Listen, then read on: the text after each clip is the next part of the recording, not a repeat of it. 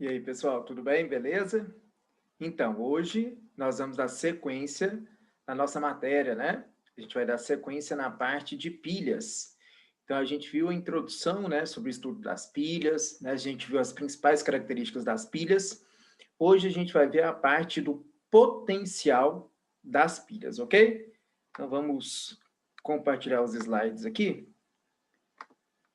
para que vocês possam acompanhar melhor, tá bom? Então, olha só, gente. Vamos lá. Potencial das pilhas, né? Que a gente pode representar por ΔE.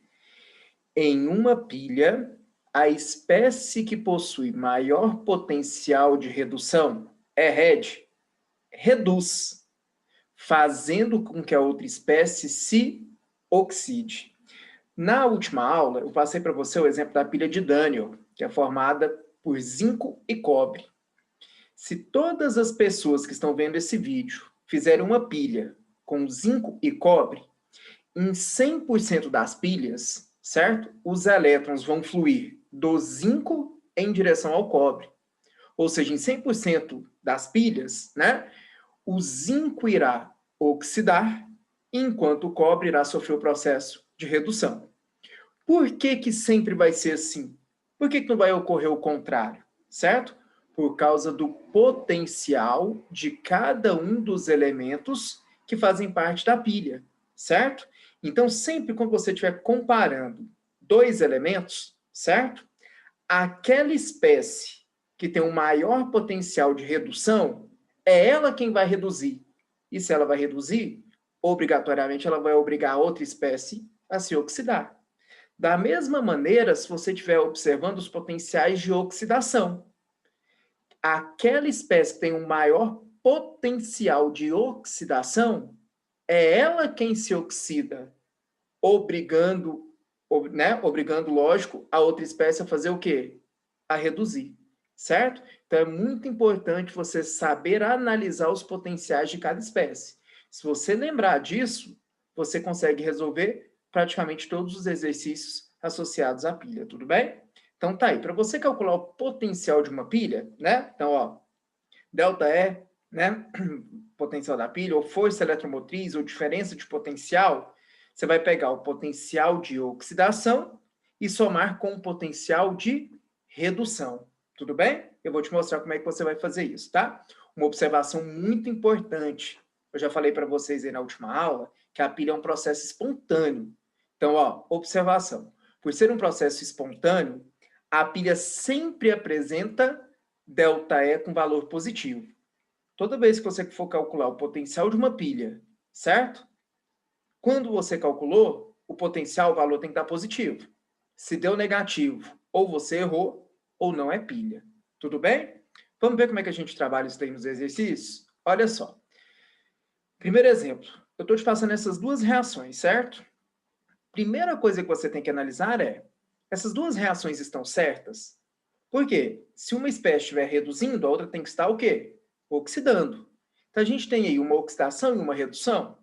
Se a gente for observar essas duas reações, as duas são reações de redução, né? Eu posso fazer isso calculando o NOx ou olhando a questão do posicionamento dos elétrons, né? Então, nas duas reações, os elétrons encontram-se antes da seta. Então, quer dizer o quê? Que essas duas reações são reações de redução. Opa! Se as duas espécies estão reduzindo, então tá errado. Porque se uma reduz, a outra tem que fazer o quê? Oxidar, certo? Então, toda vez que o exercício passar para você duas reações reduzindo ou duas oxidando, você tem que saber qual está certa e qual está errada. Para isso, é só você focar no potencial. O que eu acabei de falar para você? A espécie que possui maior potencial de redução, reduz, obrigando a outra a oxidar. Então, vamos olhar o potencial dessas duas espécies? O potencial de redução do zinco 2+, é menos 0,76 volts. O potencial de redução do cobre 2+, é mais 0,34 volts. Ou seja, o cobre tem um maior potencial de redução do que o zinco. Isso quer dizer o quê? Que o cobre vai reduzir. E ele vai obrigar o zinco a fazer o quê? a oxidar, tudo bem? Então, quando o exercício passar as duas, reduzindo as duas oxidando, você tem que ver quem está certo, quem está errado. Aquela espécie que estiver certa, você vai conservar a equação. A que estiver errada, você vai apenas o quê? Invertê-la. Então, o cobre tem um maior potencial de redução. Então, ele está certo. Ele eu vou conservar a reação reduzindo. O zinco tem um menor potencial de redução. Então, ele eu vou inverter. Se ele aqui está reduzindo, a hora que eu inverter, ele vai o quê? Oxidar, certo? Então, olha só. Inverti a reação do zinco. O zinco estava depois da seta, passou para antes. Zinco 2 mais 2 elétrons estava antes, passou para depois da seta, tá vendo? E a reação do cobre eu conservei. Como o zinco estava reduzindo, a hora que eu inverti, ele passa a se oxidar. Como o potencial de redução era negativo, a hora que eu inverti, o de oxidação ficou positivo, certo? E a reação do cobre eu conservei. Então é só você fazer isso. Fazendo isso, sempre vai dar certo.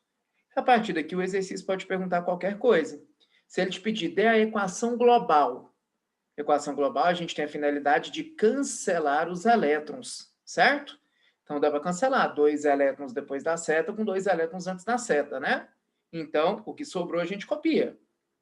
Zinco mais cobre 2 mais, produzindo zinco 2 mais cobre. E se o exercício pedisse para você o potencial da pilha? O que eu mostrei para você no slide passado? O potencial da pilha é o potencial de oxidação mais o potencial de redução. Então, a gente vai somar esses dois valores, certo? 0,76 mais 0,34, que dá 1,10 volts.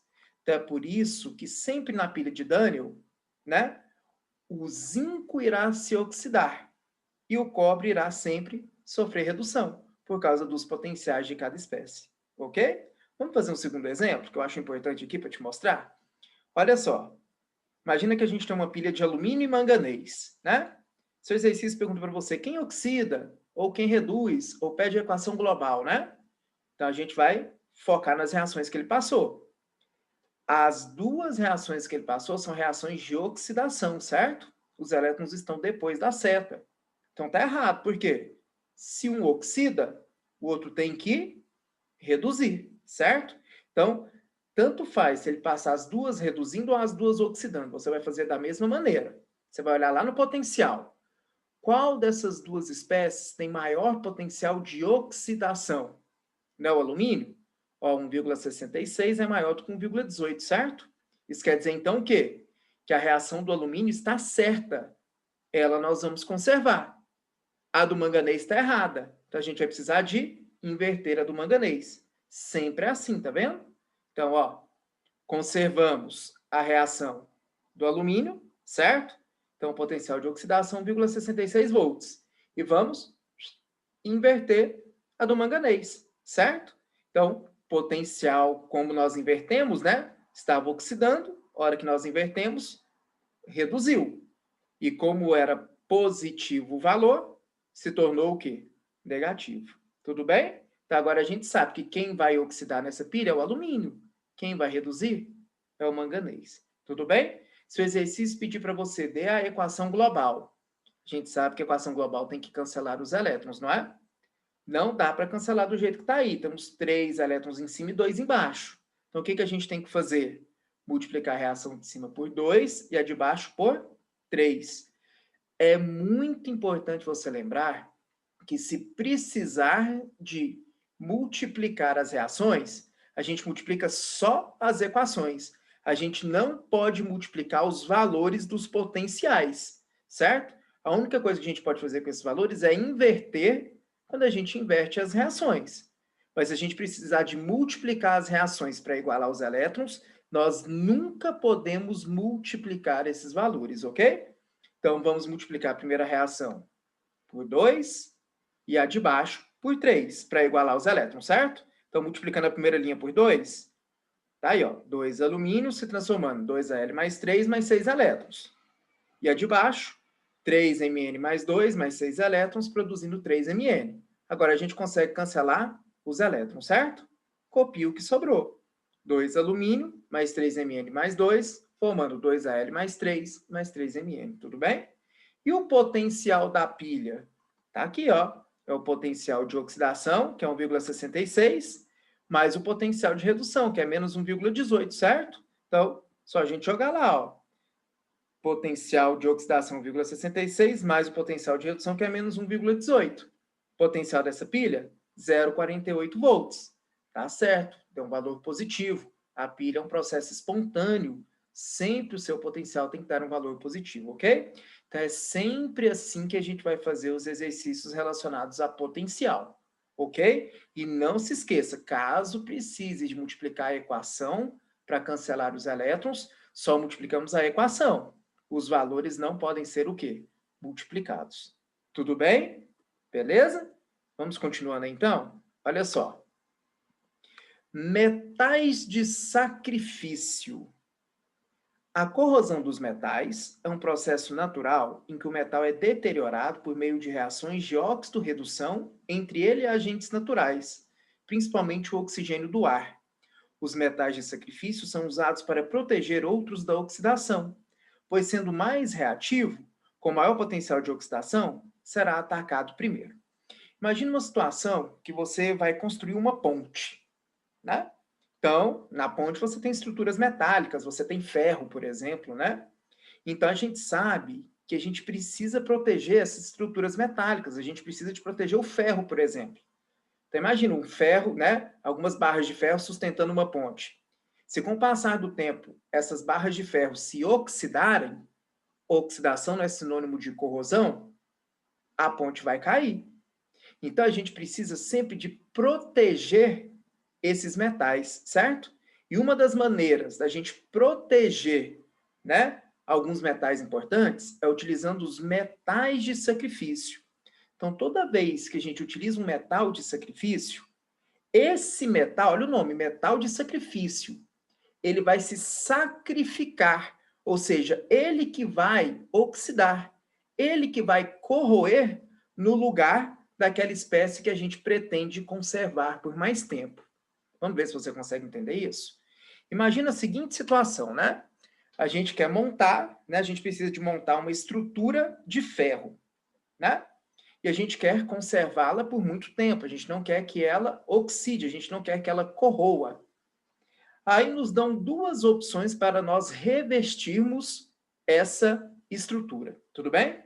Uma pessoa nos dá a sugestão da gente revestir esse material, esse ferro, com zinco. Outra pessoa nos dá a sugestão da gente revestir esse ferro com cobre. E aí? Com o que a gente vai revestir essa estrutura de ferro? Com zinco? Com cobre? Com qualquer uma das duas? Com nenhuma das duas? Como é que a gente vai fazer a análise disso, né? Vamos olhar o zinco e o ferro? Ó, as duas reações, esquece o cobre por enquanto. O zinco e o ferro, as duas reações são de redução, do jeito que está aqui, né? Os elétrons estão antes da seta. Tá aqui, ó, potenciais padrão de redução, tá vendo? Então tá errado. Porque se um reduz, o outro precisa de oxidar, não é? Então o que a gente acabou de ver? A gente tem que ir lá no potencial. Qual valor é maior? Menos 0,76 ou menos 0,44? Ah, menos 0,44 é um valor maior do que menos 0,76. Isso quer dizer o quê? Que a gente vai conservar o ferro reduzindo. E o zinco eu vou precisar de inverter, certo? Então, se o zinco aqui estava reduzindo, a hora que eu inverto ele, ele vai fazer o quê? Oxidar. Ou seja, se eu misturar o zinco com o ferro, o zinco vai oxidar no lugar do ferro. O zinco que vai corroer no lugar do ferro. Ou seja, o zinco vai proteger o ferro da oxidação. O zinco, então, ele pode atuar como metal de sacrifício para proteger o ferro. Então, imagina, a gente fez a estrutura de ferro. Eu vou pôr o revestimento por cima, né? Vou revestir com zinco. Então, com o passar do tempo, quem vai corroer vai ser o zinco. A estrutura vai ficar intacta. Então, é muito mais fácil a gente trocar um revestimento do que ter que mexer em uma estrutura de algo que é importante. Então, entenderam? O zinco, beleza, serve como proteção para o ferro. E o cobre? Então, vamos olhar agora, ferro e cobre, esquece o zinco. As duas reações, do jeito que estão aqui, estão de redução. Então, tá errado, porque se um reduz, o outro tem que oxidar, né? Então, vamos ver quem está certo? Vamos lá para os potenciais de redução? Do ferro é menos 0,44, do cobre é mais 0,34. Ou seja, o potencial de redução do cobre é maior do que o do ferro. Isso quer dizer que se eu juntar os dois, o cobre vai conservar reduzindo. Eu vou precisar de inverter a reação do ferro. Se aqui o ferro estava reduzindo, a hora que eu inverter, ele vai o quê? Oxidar. Opa, pera aí. Então, se eu misturar o cobre com o ferro que vai oxidar, o ferro que vai corroer, então adianta eu misturar o ferro com o cobre? O cobre vai proteger o ferro da corrosão? Não vai. Ou seja, o cobre não serve como metal de sacrifício para o ferro. Ele não vai o quê? Conservar o ferro por mais tempo. Ele não vai preservar o ferro. Então, por isso que ele não serve como metal de sacrifício.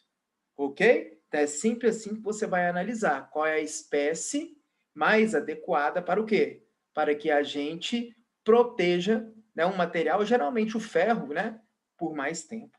Tudo bem? E para nós finalizarmos a aula, tá aqui, ó, o processo de formação da ferrugem, né? Quando você pega uma palha de aço, né, deixa ela molhada na pia de manhã. Se você voltar à noite e for olhar essa palha de aço, ela já está o quê? Vermelhinha, porque ela está enferrujada. Enferrujamento é sinônimo de oxidação, que é sinônimo de corrosão, né? Então, por que que você tem a formação da ferrugem? Então, o ferro, ele sofre o processo de oxidação, ó. Ele se transforma em ferro 2+, mais 2 elétrons, né? E o oxigênio do ar mais a água, né, fazem esse processo aqui, ó, de redução. Então, o oxigênio do ar reduz ao reagir com a água, né, e ao ganhar 4 elétrons, se transformando em 4 hidroxilas. Se a gente somar as duas reações, né, a gente tem que multiplicar a reação de cima por 2 para igualar os elétrons, correto? Vai ficar 2 ferros mais o oxigênio, mais 2 águas, produzindo 2FeOH2. Essa reação pode continuar. Esse hidróxido de ferro 2 pode reagir com mais oxigênio do ar, com mais água e formar o hidróxido de ferro 3, que é a representação de quem?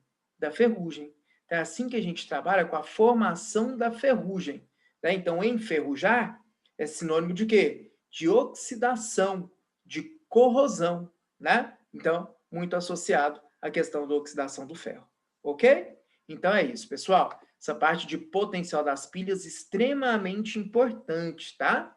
Então, reveja a videoaula se for necessário, faça vários exercícios, tá bom? Porque isso é muito cobrado nos vestibulares de maneira geral e também no Enem. Beleza? Então é isso, galera. Valeu, obrigado. Até a próxima. Tchau.